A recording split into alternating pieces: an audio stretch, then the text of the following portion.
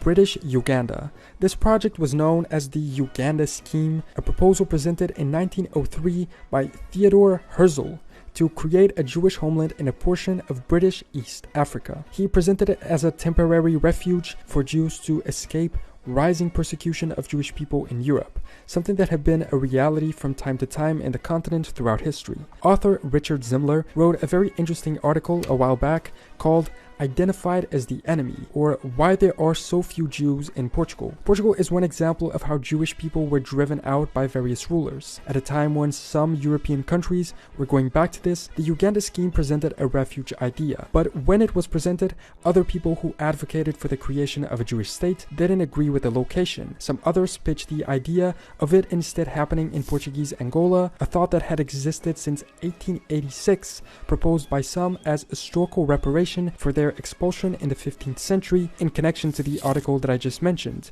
with Mozambique also being an alternative, but neither were followed. As the British seemed committed to Uganda, Joseph Chamberlain even stated, if Dr. Herzl were at all inclined to transfer his efforts to East Africa, there would be no difficulty in finding land suitable for Jewish settlers. They ended up agreeing to establish it and even sent a delegation to prepare for the settling, but then realized the natives were against it. And apparently there were too many lions making it dangerous. This sounds ridiculous,